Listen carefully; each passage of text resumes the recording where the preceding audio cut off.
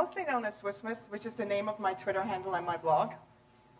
And I'm a graphic designer who, over the past 9 years, I've started several side projects that quite accidentally have created communities and have sort of redefined my career. And I really did not ever think about myself as a community builder up until David invited me to speak at CMX Summit. I want to mention a few of the projects and the communities I've built, but there's one of them that I've very intentionally started, and it's also the smallest and the one that had the biggest impact on my life. Hold on, there we go. This one. So these are my kids, Ella and Tilo. Ella is 8 and Tilo is 4, and I can say for a fact, if it wasn't for them, I wouldn't be standing here today. Who here has kids? All right, a few of you. So I'm sure you all agree with me that there's no other moment in life where you really look at where you are in life and how you got there and why you're there and where you're going to go than that moment when you have your first child, right? So my kids have been my biggest kick in the pants, career catalyst, because the moment I got pregnant with my daughter, I really started thinking about where am I, what have I addressed in my life, what are the things I still want to address, and I started my own design studio the day she was born, which I wouldn't recommend to anyone, but it worked, and then fast forward, when I was pregnant with my son, I went through the same let's look at my life again phase, and I realized I really didn't want to have clients, and stopped having clients, went on a sabbatical to see what would happen if I would focus on my side project. And luckily enough, I never had to go back to client work because my side project sort of became businesses. So this very intentional small community that I've built with my husband is also the one that has really impacted me the most. Let me tell you about some other ones. So as David mentioned, I run a design blog called Swissmas, which I've actually had some conversations at the studio when I was preparing for this talk. I talked about, is that a community? Are my readers a community? I don't know. There's Tattly, the temporary tattoo business I started, where we ship around the world. We have really an incredibly loyal following and all the social media channels and whatever. And now again asked, is that a community? Are our customers a community? And then there's Studiomates, a co-working space I started in Dumbo, and I'll talk a little bit about that, which I definitely say, yes, that is a community to me. I mean, my definition of the word community. And then there's Creative Mornings. I will talk in length about that. So I want to mention a bit of the things I learned with Studiomates and Creative Mornings, which to me are very hands down communities, how I define the word community. And I'm actually really excited to hear other perspectives, because I know my sense of community might be completely different from what you're working on. All right, so Studiomates. When I started my own design studio, and I originally started working from home, and even though, thanks to Skype and all the chat and whatever there is, I felt like there was something missing. I really felt that human touch of interaction on a daily basis, and I rented some office spaces, some desks in office spaces, but I never had that soul that I was aspiring to. I was dreaming of a space that is filled with like-minded, entrepreneurial, creative people like me, that really want to, do the best work they can. And I wanted to be surrounded by just like-minded people. And I started in the small box here. We were 4 people in the beginning. I little did I know it would turn into a 60-plus co-working space. We kept breaking down walls as people next to us would move out. And I'm surrounded by some of the smartest and most talented designers, developers, illustrators, photographers, you name it. And that's it. And again, I didn't start this thinking it would turn into this. But what is amazing is when you're surrounded by incredibly smart and entrepreneurial and people that really set really high standards for themselves, you automatically set your standards higher for yourself and the work you put out. And I came across this quote by Seth Godin that really nailed it for me. Who you hang out with determines what you dream about and what you collide with. The collisions and the dreams lead to your changes, and the changes are what you become. Change the outcome by changing your circle. Intuitively and not planned, I completely changed my outcome by creating Studiomates, what I call my happy place, my work environment. Because with the respect and support of my Studiomates, I took risks that I would not have taken otherwise, entrepreneurial risks. And it's also this notion, and what Studiomates has shown me, sort of the importance of being around, like meeting people in person. Like I really believe that connections are made in person. person and not, real connections are made in person and not behind a computer screen. I am a firm believer of that. And I also feel like there is this trend that people start recognizing that. That's why more and more events keep popping up, I think, and also that's why we all come to conferences at the end of the day. And that was the idea that made me start Creative Mornings. So when I had my own studio and I had a space where I could invite people in, I figured why not start a completely accessible monthly event series where anyone can attend. If you consider yourself a creative person, just show up once a month, and I really crave this place where I can meet like-minded people beyond my daily co-working space. So that's why I started Creative Mornings. And the talks, there's always a 20-minute talk. It starts at 8:30, there's half an hour of mingling and coffee, 20-minute talk, another half an hour mingling, and at 10 o'clock you go to work, it's hopefully inspired, and maybe you met some interesting people. So the talk in the beginning, I always sort of said it like, it's sort of the excuse for people to show up, because people just want to meet. But if you say, I'm just going to this thing, I'm just going to meet people, that sounds weird. But if you say, I'm going to listen to this talk, right? And so the talk is almost a little bit of an excuse, to be very honest. So that's how I started Creative Mornings in my studio, and then other creative studios heard about it and invited me in. And for 2 years, I just kept running it on my own without any help. And the response to it was big, and the events kept getting bigger, and the wait list kept getting bigger, to the point where we now easily fill a space with 500 people. This was last year with George Lois, the advertising legend at the Met. And I must say, my heart nearly exploded when the event actually went down. And I was like, oh my God, I'm at the Met, right? We had this big giant breakfast in the entrance hall, and the Met donated space. Everything is free, like the event is free. And it really made me so happy. And to this point, I always thought, like, why is there such a huge response to Creative Mornings? I never really got it. I sometimes don't, I just do things intuitively, and then I come across an article or something that just sort of nails it for me. And that was when I read this by Clay Shorkey. We systematically overestimate the value of access to information and underestimate the value of access to each other. So for 2 years, I ran Creative Mornings by myself in New York. They range between, I would say, 50 to 100 people, to 150 people, depends. And because I didn't want to have a break. Every summer I take my family to Switzerland, and I didn't want to have a break. So I took it 2 years in a row to Zurich, and just figured, why not pop up a Creative Mornings in Zurich? And 2 years in, people that have attended both events, there's this guy, Daniel Fry, came to me and said, like, this needs to happen in Zurich. And I figured, that's kind of on brand, I'm in Switzerland. And after giving it some thought and realizing, let go, don't panic. At the time I was still kind of this designer, user interface designer, control freak. You stress about every pixel being perfect. And I realized by giving it up and letting someone else run this, you're kind of giving up your baby a little bit. And I, for some reason, trusted Daniel, and he did an amazing job. He started running it in Zurich. So we had 2 chapters. I never thought this would go bigger. And then, next thing I know is my very good friend John, who's lived in Brooklyn, has attended many Creative Mornings, said, I'm moving to LA, please let me take it there. I'm like, all right, another one. And the next thing you know is we're in over 84 countries, 84 cities monthly, over 40 countries. It comes up to about 7,000 people are meeting monthly at Creative Mornings events. And the events range between 50 to 500, 600 people attending. So, if you look at the chart, for those people of you that all about numbers, if we continue at this rate, we launch about between 3 and 5 cities a month. And this is people coming to us, sending us incredible application videos, jumping through millions of hoops to really prove that they want to do this for free. Everyone is volunteer-based. It's absolutely stunning. When we get these application videos, we always sit there and there's actually Kevin, who's the CEO of Creative Mornings, helped me, and there's Sally, our chief happiness officer. You're going to see photos of them. And we look at each other in complete awe. What amazing people want to associate themselves with Creative Mornings and spread the brand. It's quite humbling. So, have you seen the Pharrell Oprah moment? Yeah. Have some of you seen it? Right. So, whenever we get these photos in, so every month we document the videos, the talks, and photographers take photos and they upload it. And every month, Carly, our chief content officer, shares sort of the best nuggets.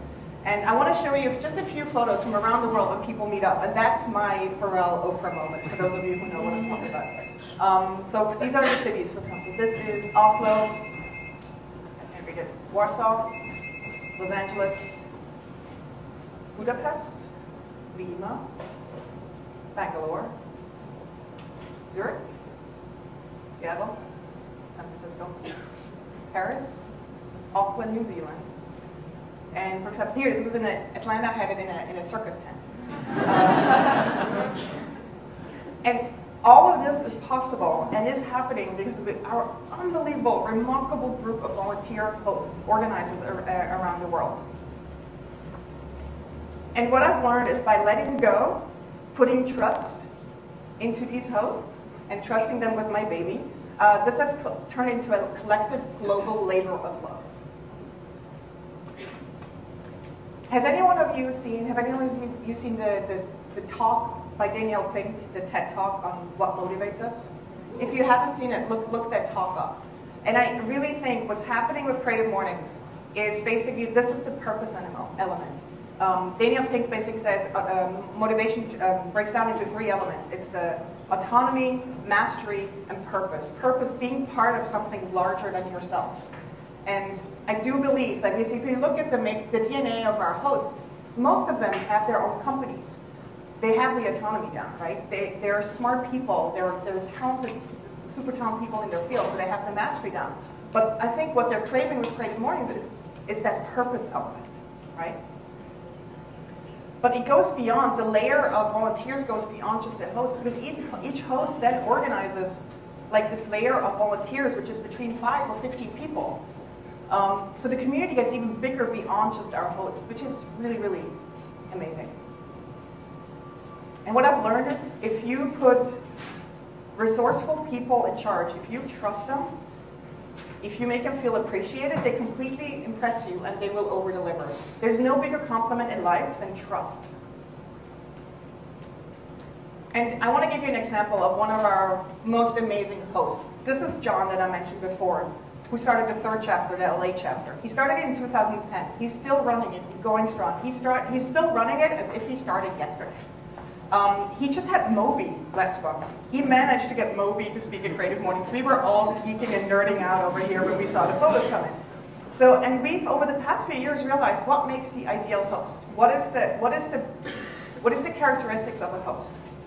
Basically, no ego whatsoever. People that are incredibly passionate for all things creativity. People that are just really likable, that operate from the heart, that are just good and kind people, and people that are just resourceful and get shit done.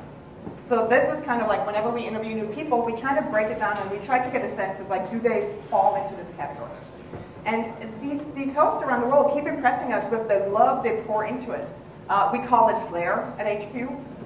So for example, we see stuff like this. We see stuff documented on Flickr, right? So we see it after the fact. So they make cupcakes with our logo. They started making these giant signs around the world, and they carry them through the city and take photos. Pins. Just yesterday, we got an email with Vienna made this amazing magazine. They made sweaters for dogs. Or then there's stuff like this happening where I'm not sure what's happening, but I just feel the love, right? Or they have musicians. They really push the boundaries of what we started out, thought what Creative Mornings would be, or their performances. Or balloons coming from the sky. So we sense that they're all really putting their love into it. And what I've realized is A, trust breeds magic, and B, we sort of created a box that they can think outside of. And I found a quote by one of our speakers, actually, a rally speaker, where the person said, you need a clear vision, loose structure. Leave enough that people can be creative, but don't give them a blank sheet of paper. So I think we managed to figure out, we just gave them enough that they still feel like they can put their stamp on it and be creative. And what we've realized in the end of the day, it all comes down to people, it all comes down to people connecting and making it easy for them to connect. So the first level is, of course, for us to connect with the hosts because they are what we are. Like, I mean, they are our ambassadors out there. So there's Sally, who sits right here in the first row. She's our Chief Happiness Officer. She's the main point of contact for all of our hosts around the world. And she spends a lot of time on this couch at Studiomates where she has really long, in-depth Skype video calls with our hosts. She just a few months ago started doing that, and she said it changed everything. Like, she's the host, they feel heard, she asks them a lot of questions, and she documents everything, what she can get out of it, so we then can go back and improve what we're doing at headquarters and make their life easier. But also, we've heard this from several people. Our team is very small, we're 6 people, and we are all completely accessible. There's interactions from Kevin to hosts, our designer to hosts, like on a daily basis. And we've been told over and over that a lot of organizations, people are not as accessible as we are. But I think it makes them feel connected to us, and it makes them feel appreciated. So, and then with the hosts, to give an explanation of the layers of communications platforms we use Basecamp, but we realize a lot of people are not very, you know, different cultures have different approaches to communication styles, and Basecamp was not everyone's favorite. But there's some people who use it. Then we realized that actually Facebook has a more personal touch. And we started a Facebook group, which really helped with the communication between hosts and volunteers. And then Sally sends a monthly newsletter where she really highlights the things that have been happening and shines a lot of light of a lot of the hosts and the volunteers. So that's the layer of the hosts that we connect with, but there's the layer of attendees that come every month. And we've learned one thing. It's early in the morning, and a lot of people have a very hard time connecting. To me, Creative Mornings is all about getting the like-minded people in your city in the room and make sure that they actually start talking to each other. But as you can see, some people here definitely need help. So when I started it and noticed that some people have a hard time to, you know, talk to each other early in the morning especially, I came up with this idea of an icebreaker tag, what I call it. It's basically a name tag that allows you to share your Twitter handle and always asks a question. So every month we ask the speaker to ask a question. And the cool thing is we document these and then put them on Flickr afterwards. And also it's just a really easy way for people to strike up a conversation. So that's the layer like when you're at the event. But we have taken it now to, I want attendees to be able to like talk to each other afterwards. So we put a lot of love into our profile pages on Creative Mornings. When you sign up for an event, you can add a profile page.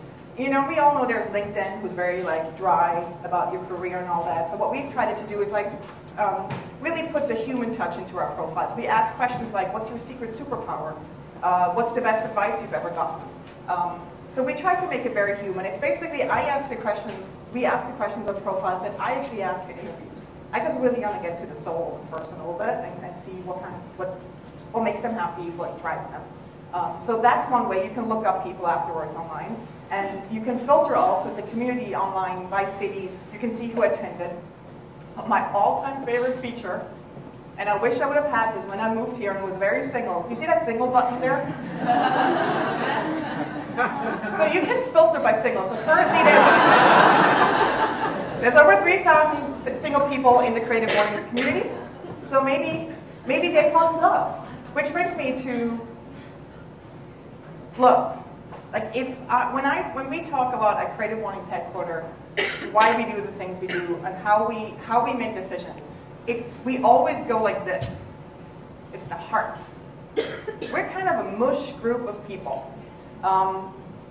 Creative Mornings is all about the heart. And I believe the only reason why Creative Mornings is as successful as it is, because it's really innocent and just kind, and it comes from the heart, and it shows in our community. And it's really important to us at headquarters that it also shows on the site. For example, if you like a video, it rains hearts from the sky. It's the little things that I feel give Creative Mornings this personality that also makes it likable.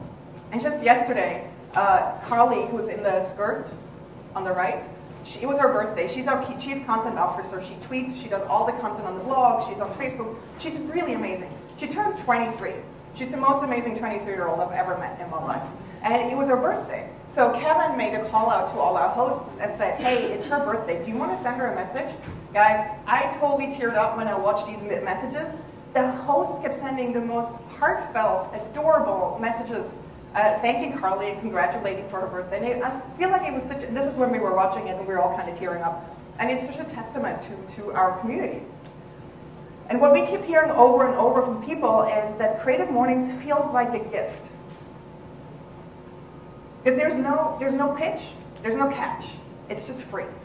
People are confused because these days, everyone's always used to there is a catch, or you being sold something, or they want your email address to afterwards like bombard you with stuff, right? There's no catch.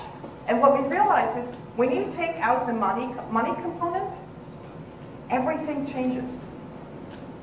There's no expectation other than, whoa, this is awesome, and there's gratitude, and it's really interesting. Take the money component out, and everything changes. So, and we realized that we're built on a network of volunteers. We're built on an engine of enthusiasm and people that believe they're building something important and they can make an impact in their local communities. And we're really aware that we're built on something very fragile and very special. So at headquarters, we realized that if we lose the trust of our organizers, we completely lose everything. And it's interesting that in some way, this sort of business model that we have really keeps us in check. And I wonder if actually every company needs this to some extent. Because we have to constantly go back and it's like, what is our main purpose? Like every decision we make, like we have to be really careful we don't piss off our volunteers. That if we do change something, it adds value, right?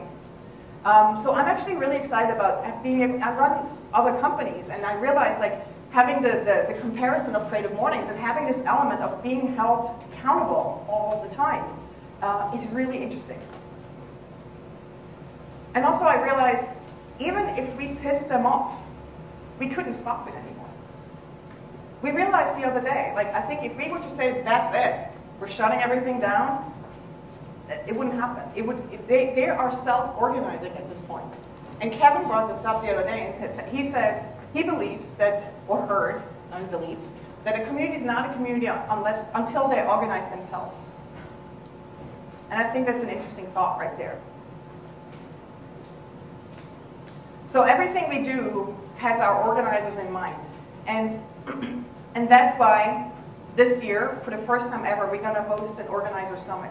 We invited all of our hosts to come to New York.